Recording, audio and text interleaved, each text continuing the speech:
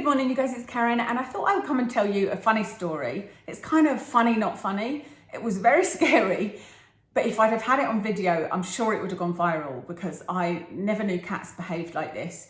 And it's to do with Watson and cats and two new cats that have moved in next door and what happened with one of them. There was this whole incident. And like I said, it was funny, but also scary. All's well that ends well.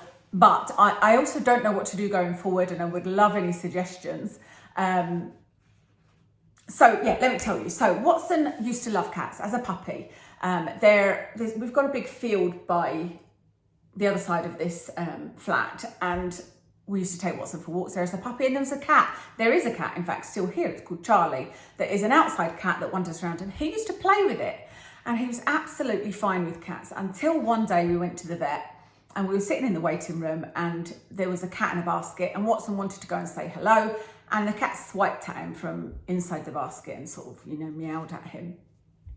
And he was scared. And so ever since then, he has barked at cats, and not just barked, I mean, he goes nuts. If he sees one, like when he's out, he goes completely stiff, and like he'll try and get onto a patio if it's on somebody's patio or he can see it in the window or whatever.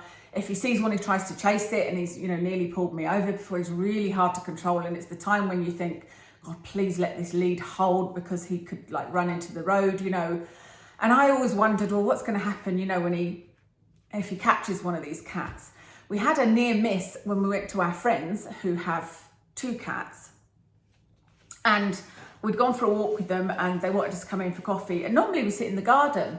I can't remember if it was around about COVID time, and that's why we were sitting in the garden, or whether it's just because they've got a nice garden. But anyway, they said, oh, come in. And we were like, no, because of the cats, and they were like, no, come in. It'll be fine. Why don't you use it as a training thing, And I was like, okay, we'll keep him on lead and see how we get on. And so I explained to them, we don't know what it'd actually do. Would he attack them or not, And they seemed to be confident that there was no issue. And I have been told by people, whoa, that was my light just fell off my phone. How funny. I have been told by people before that cats will win. Like, don't worry about Watson. The cat is going to be the winner if there's a fight, which I wasn't really sure of. And I was brought up with cats. Like, we had two cats. Sooty spent most of her time outside of the house. Actually, she didn't spend much time in, but Guy was more of an inside cat, and he was there all the time. And I had never seen them be aggressive or anything. The most aggressive thing was when they brought us home gifts, like dead birds and stuff. Anyway, so we sat and had coffee with our friends in their living room, and Watson was amazingly calm, actually. He calmed down pretty quickly, and there was a cat sleeping on this sort of buffet thing in the middle of the room. And Kev and I were like, wow, like he's, maybe we just need to show him that it's all right, and this is really the first opportunity we've had to go, oh, it's no problem, So Kev actually dropped his lead to go and get his cup of coffee, and Watson was obviously just waiting for this opportunity. This isn't the cat story, by the way. This is just another cat story. Yeah, Watson was waiting for his opportunity, and it was one of those, like a perfect storm, because the other cat at that point, when Kev dropped the lead to get his coffee, put his head around the door, and Watson saw him, and Watson went off chasing him. Well, we couldn't catch him. All we could hear was the cat running away, jumping up on the sideboards, Watson trying to get him, plates were crashing off the sideboard. It was just like something out of a Laurel and Hardy movie, Like, they ran over the whole house, and, like I said, things crashing and whatnot. I was absolutely mortified. So eventually we got hold of Watson and left, and, I was asking how the cat was the next couple of days and saying that we'd pay any vet bills if there was any damage, because he had a sore paw. He was limping a little bit. So it was obviously just from running so fast around the house. But anyway, he was fine. Didn't have any permanent injury.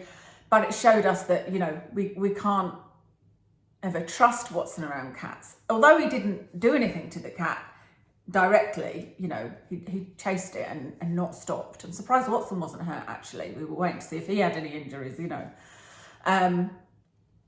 So that was that. There's never really been an issue, because apart from that cat Charlie, there's not many cats around here that are outside.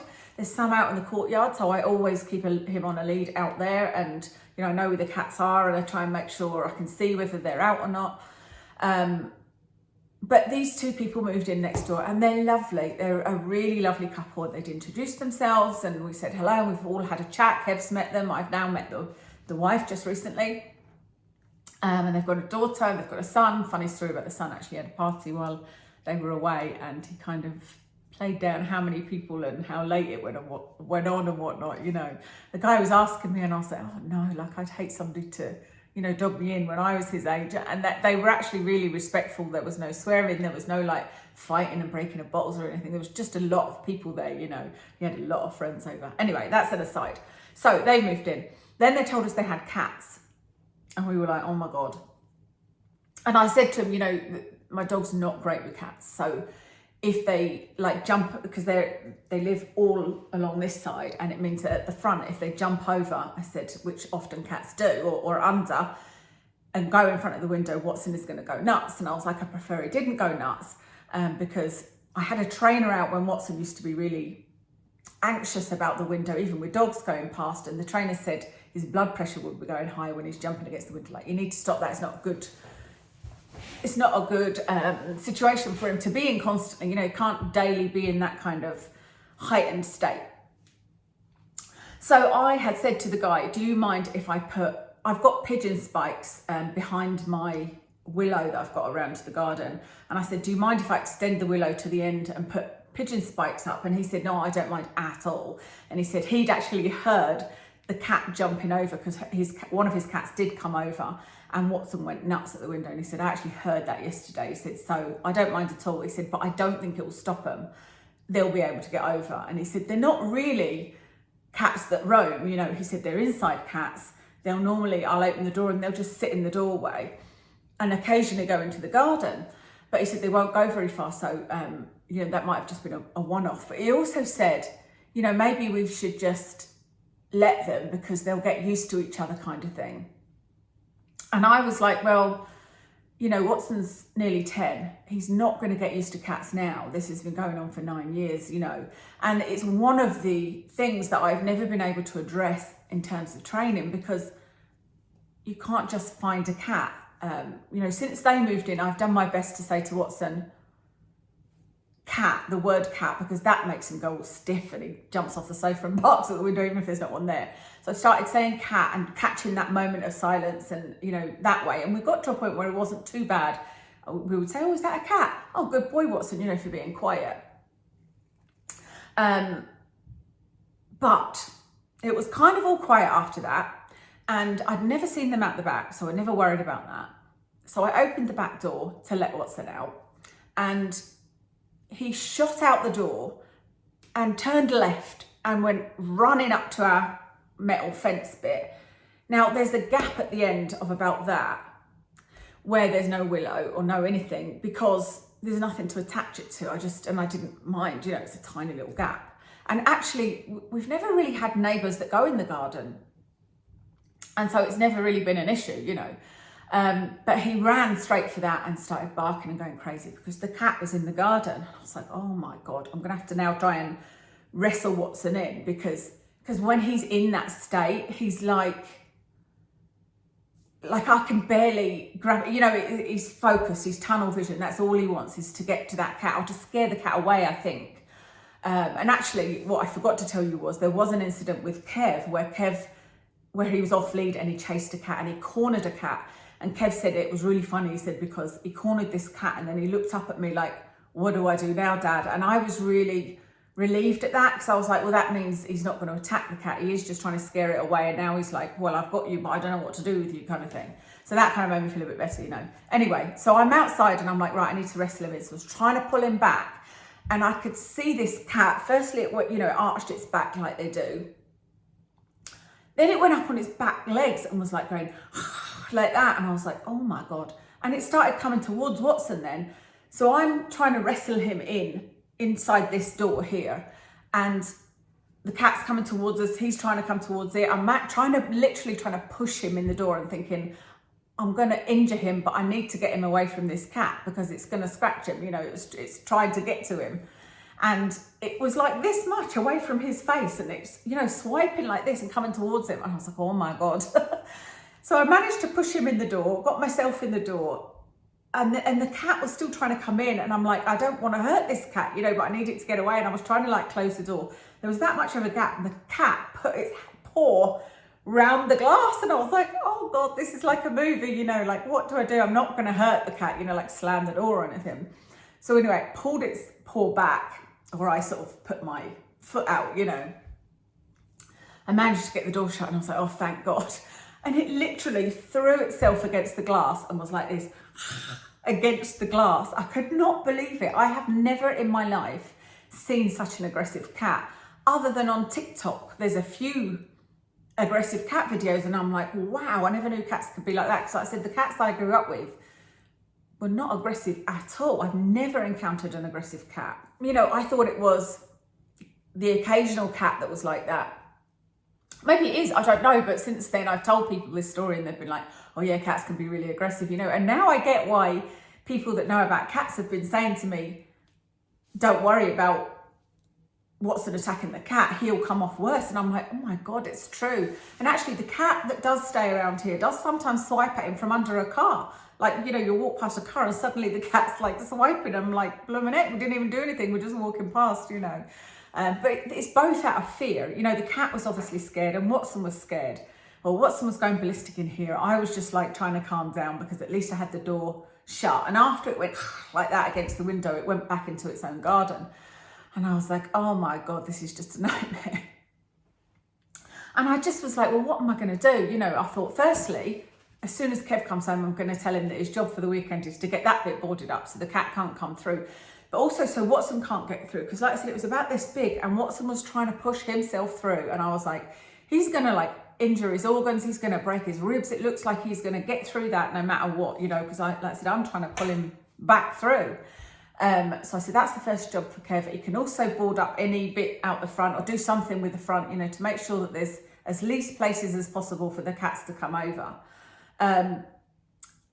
But then I thought, let me go outside and see if the owner heard what was going on, because I want to tell him and just let him know. So he knows why I'm putting this thing up, you know, so I'm not doing it to be funny, but I am going to have to like cover that area.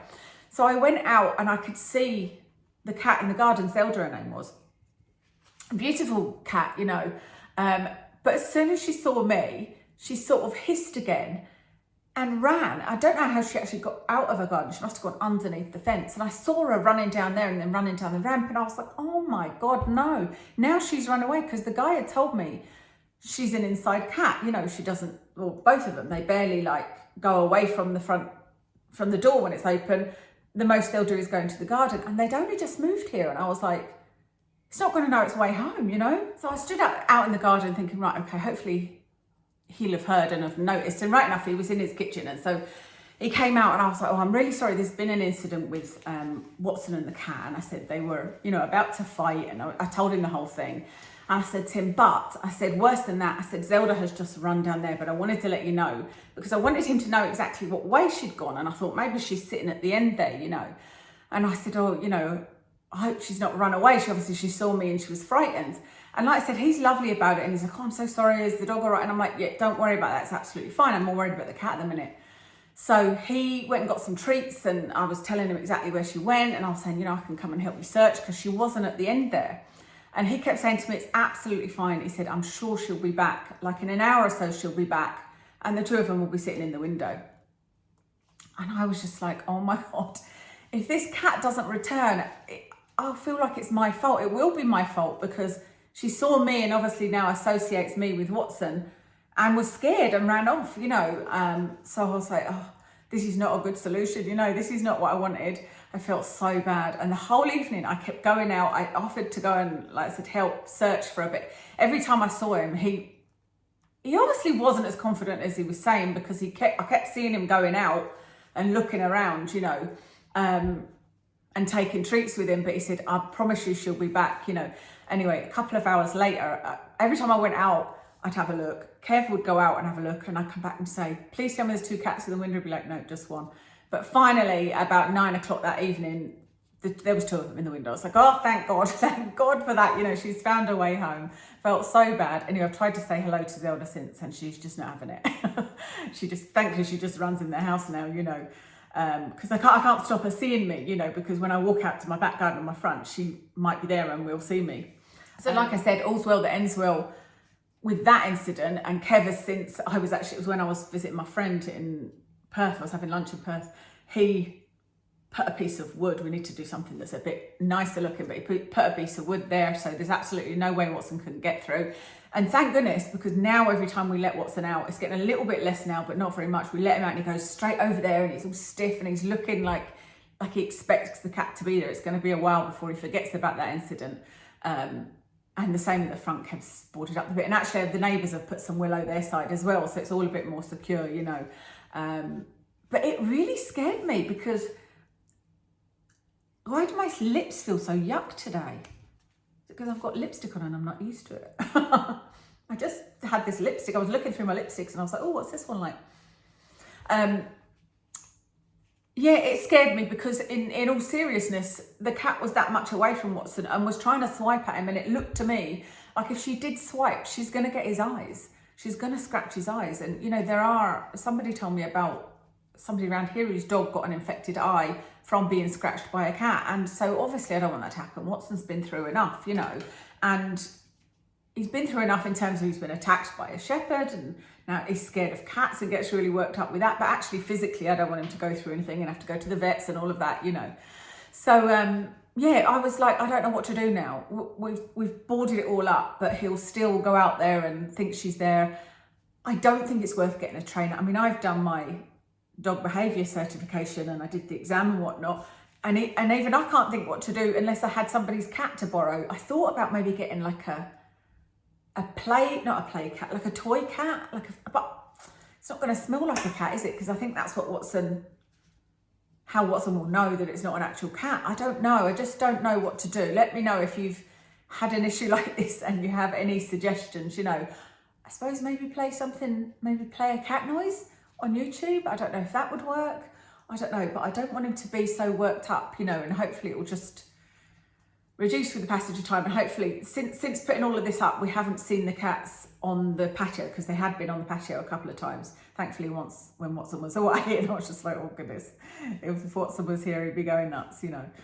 But like I said, I thought it was funny. I so wish I had it. Imagine if I had a video of that cat like flat against the window. I was like, it's actually trying to get to us, you know. There's me and Watson, both a lot bigger than this tiny cat. It's a tiny cat as well. It's a girl and it's a small cat. And I was like, I can't believe it's like this demon against the window, you know. Like I said, I've never come across a cat like that. Oh my God, the back door is open. I haven't been out there. That means that it's been open all night. Good Lord.